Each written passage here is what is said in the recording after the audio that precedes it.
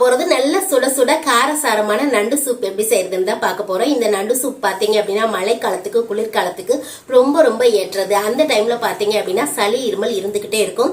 இந்த மாதிரி நண்டு சூப் வாரத்துல ஒரு தடவை எடுத்துக்கிட்டா போதும், நம்மளுக்கு சளி இருமல் இருக்கவே இருக்காது, மெடிசன் சாப்பிட வேண்டிய அவசியமும் இருக்காது. இது எப்படி செய்யறதுன்னு தான் இன்னைக்கு வீடியோவா நம்ம பார்க்க போறோம்.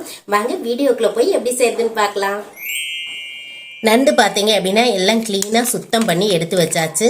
நான் பார்த்தீங்க அப்படின்னா ஒரே ஒரு நண்டை மட்டும் இந்த மாதிரி உடைச்சிருக்கேன். உங்களுக்கு இந்த மாதிரி உடைச்சிட்டு சேர்த்துக்கணும், இல்லை இடிக்கல்லில் இடிச்சிட்டு சேர்த்துக்கணும் அப்படின்னாலும் சேர்த்துக்கலாம். இடிக்க வேண்டிய அவசியமே கிடையாது. இது எல்லாமே நல்லா வெந்து பார்த்தீங்க அப்படின்னா நல்லா நம்மளுக்கு ஜூஸியாக ஆகிடும். முழுசாக சாப்பிடணும் அப்படின்னா இடிக்காமையே சேர்த்துக்கோங்க. அப்புறமா இந்த மாதிரி கொடுக்கு இருக்கு இல்லையா, இந்த கொடுக்கை மட்டும் நம்ம தட்டிட்டு சேர்த்துக்கணும். அப்போ தான் இதில் இருக்கிற சூப்பு நல்லா இறங்கும். இந்த கொடுக்க மட்டும் இந்த மாதிரி ஒரு கத்தி வச்சுட்டு ஒரு 3-4 இடத்துல நல்லா தட்டிட்டு சேர்த்துக்குங்க.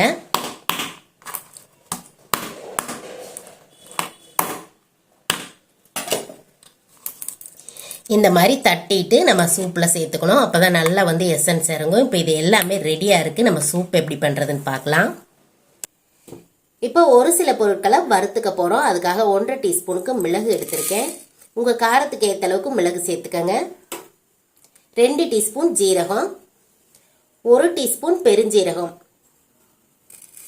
சோம்புன்னு சொல்லுவோம் இல்லையா, 1/2 டீஸ்பூனுக்கு தனியா, வரமல்லி. இது எல்லாத்தையும் லேசா வாசனை வர வரைக்கும் வறுத்துக்கலாம்.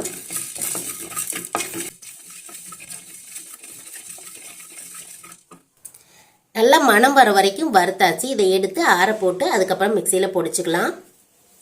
கொஞ்சம் ஆறி வந்ததுக்கப்புறம் இதை ஒரு பவுடராக அரைச்சி எடுத்துக்கலாம். கொரகொரப்பாக அரைச்சா போதும். இந்த அளவுக்கு பொடிச்சா போதும். அடுத்தது அதே மிக்சி ஜாரில் ஒரு 20 போல் சின்ன வெங்காயம் சேர்த்துக்கலாம். சின்ன வெங்காயம் சேர்க்கும் போது தான் இந்த சூப் நல்லாயிருக்கும். இல்லை அப்படின்னா பெரிய வெங்காயம் சேர்த்துக்கோங்க. அது கூடவே ஒரு கட்டி பூண்டு, நல்லா பெரிய கட்டையாக ஒரு கட்டி பூண்டு சேர்த்திங்க அப்படின்னா சரியாக இருக்கும். இந்த அளவுக்கு இஞ்சி சேர்த்துக்கலாம். 1 இன்ச் அளவுக்கு நான் இஞ்சி எடுத்திருக்கேன். இதை கட் பண்ணிட்டு சேர்த்துக்கலாம். இப்போ இதையும் 1-2 அரைச்சா போதும். நல்லா நைஸாக அரைக்கணுங்கிற அவசியம் கிடையாது. இடிச்சு எடுப்போம் இல்லையா, அந்த மாதிரி தான் நம்ம அரைச்சிக்க போகிறோம். இப்போ பூண்டு, வெங்காயம், இஞ்சி எல்லாத்தையுமே இந்த மாதிரி அரைச்சி எடுத்தாச்சு. சூப் செய்யறதுக்காக நல்லெண்ணெய் விட்டுக்கலாம். நல்லெண்ணெய் 2 டீஸ்பூன் அளவுக்கு விட்டீங்க அப்படின்னா போதும். அதிகமாக சூப்புக்கு எண்ணெய் தேவையில்லை. எண்ணெய் சூடானதுக்கப்புறம் 1/2 டீஸ்பூன் வாசனைக்காக சோம்பு சேர்த்துக்கலாம். கூடவே ஒரே ஒரு பிரிஞ்சி இலை சின்னதாக அதை சேர்த்துக்கலாம். இந்த மாதிரி பிரிஞ்சி இலை சேர்த்தோம் அப்படின்னா சூப் நல்ல வாசனையாக இருக்கும், குடிக்கிறதுக்கு நல்லாயிருக்கும். நம்ம அரைச்சி வச்ச வெங்காய விழுது, வெங்காயம், இஞ்சி, பூண்டெல்லாம் அரைச்சோம் இல்லையா, அதை சேர்த்துக்கலாம்.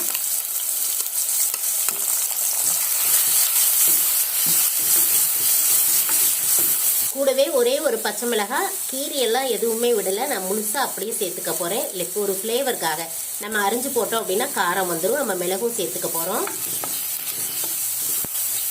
இப்போ வெங்காயம், பூண்டு எல்லாமே கொஞ்சம் வதங்கி வந்தாச்சு. இந்த சமயத்தில் பார்த்தீங்க அப்படின்னா பெரிய சைஸில் ஒரு தக்காளி எடுத்திருக்கேன். சின்னதாக இருந்துச்சு அப்படின்னா 2 எடுத்துக்கோங்க. ரொம்ப அதிகமாக சேர்த்துடாதீங்க, நல்லா இருக்காது.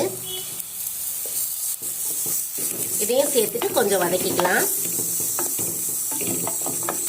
இப்போ தக்காளி பார்த்தீங்க அப்படின்னா ஓரளவுக்கு நல்லா மசிஞ்சிருச்சு. இந்த அளவுக்கு மசிஞ்சா போதும். இந்த சமயத்தில் கொஞ்சம் மல்லி இலையும் தூவிக்கலாம். மல்லி இலை வந்து இந்த சமயத்தில் போட்டுட்டு நம்ம கலந்து விடும்போது நல்ல வாசனை இருக்கும். அந்த சூப்பில் வந்து மல்லி இலை வாசனை ரொம்ப சூப்பராக இருக்கும். இப்போ நம்ம பொடிச்சு வச்ச மசாலா அதையும் சேர்த்துக்கலாம். அவ்வளோதான், நல்லா கலந்து விட்டாச்சு. இப்போ நண்டை சேர்த்துக்கலாம்.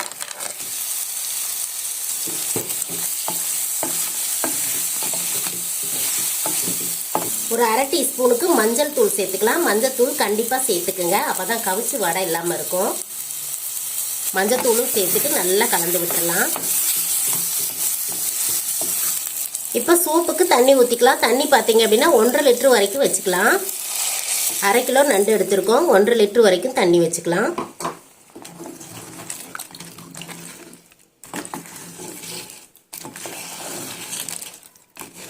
இன்னும் கொஞ்சம் கூட தண்ணி விட்டுக்கலாம். மிக்சி ஜாரெலாம் கழுவி சேர்த்துக்கிறேன். சூப்புக்கு தேவையான அளவுக்கு உப்பு சேர்த்துக்கலாம். நான் ஒரு 1.5 டீஸ்பூன் அளவுக்கு சேர்த்துக்கிறேன். தேவைப்பட்டுச்சு அப்படின்னா மறுபடியும் கூட போட்டுக்கலாம், அதிகமாயிடக்கூடாது. அவ்வளோதான். நல்லா கலந்து விட்டு மீடியம் ஃப்ளேமில் பார்த்தீங்க அப்படின்னா ஒரு 20லேருந்து 25 நிமிஷம் வரைக்கும் நல்லா கொதிச்சு வேகணும். அப்போ தான் நல்லா ஃபுல்லாக எசன்ஸ் இறங்கும். அப்படியே மூடி போட்டு விட்டுடலாம். இப்போ மூடி போட்டு வச்சாச்சு. சூப் நல்லா ரெடி ஆயிட்டு இருக்கு. 25 நிமிஷம் ஆச்சு அப்படின்னா நல்லா சுட சுட நண்டு சூப் குடிக்கலாம். நல்ல இந்த மாதிரி மழைக்கு இதமாவும் இருக்கும். அதே மாதிரி குளிர்காலத்துல சாப்பிட்றதுக்கு ரொம்ப நல்லா இருக்கும். சளி இருமல் இருந்தது அப்படின்னா வாரத்துல ஒரே ஒரு தடவை செஞ்சு கொடுத்தா போதும், சளி இருமல் காணாம போயிடும். இந்த சூப் ரெடி ஆகட்டும், உடனேவே நம்ம சாப்பிடலாம். யாருக்கெல்லாம் இந்த மாதிரி நண்டு சூப்பு சாயங்கால நேரத்துல குடிக்கிறது பிடிக்கும் அப்படிங்கறதையும் கமெண்ட்ல சொல்லுங்க. எனக்கு ரொம்ப பிடிக்கும். இப்போ ஒரு 25 நிமிஷம் ஆயிடுச்சு. சூப் ரெடி ஆயிருக்கும். எப்படி இருக்குன்னு பார்க்கலாம். சூப் பார்த்தீங்க அப்படின்னா நல்ல எண்ணெய் தெளிஞ்சு சூப்பராக ரெடி ஆயிடுச்சு. அடுப்பை ஆஃப் பண்ணிக்கலாம். மேலே கொஞ்சமாக மல்லி இலை தூவிக்கலாம். கடைசி அந்த மாதிரி மல்லி இலை போடும்போது சூப் நல்ல வாசனையாக இருக்கும். சூப் பார்த்தீங்க அப்படின்னா அவ்வளோ கம கம கமன்னு வாசனையாக இருக்குது. உடனேவே குடிக்கணும் போல இருக்குது, அந்த அளவுக்கு வாசனையாக இருக்குது. இதை நம்ம சர்வ் பண்ணிக்கலாம். சூப் பாருங்க எவ்வளோ திக்னஸாக வந்திருக்குன்னு.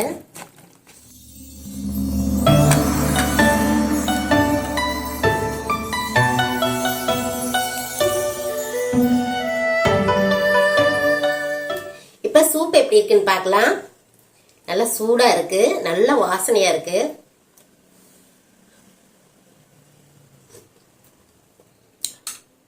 சூப்பரா இருக்கு. நம்ம சேர்த்த உப்பு காரம் எல்லாமே அளவா இருக்கு. உப்பு காரம் எல்லாம் உங்க டேஸ்ட்டுக்கு ஏத்த அளவுக்கு நீங்க சேர்த்துக்குங்க. இதே மாதிரியே நண்டு சூப்பை நீங்களும் செஞ்சு பாருங்க. எப்படி வந்துச்சு அப்படிங்கறத கண்டிப்பா கமெண்ட்ல சொல்லுங்க. பிடிச்சிருக்கு அப்படின்னா லைக் பண்ணுங்க. நம்ம சேனல் இனிமே சப்ஸ்கிரைப் பண்ணல அப்படின்னா சப்ஸ்கிரைப் பண்ணி வச்சுக்கோங்க. பக்கத்துல இருக்கிற பெல் பட்டனையும் அழுத்தி வச்சுக்கோங்க. அப்பதான் தொடர்ந்து போடுற வீடியோஸ் எல்லாமே நோட்டிபிகேஷன்ல வந்துகிட்டே இருக்கும். தொடர்ந்து அம்முமாஸ் கிச்சன் பார்த்துக்கிட்டே இருங்க. ஆரோக்கியமான ரெசிபியை செஞ்சுக்கிட்டே இருங்க.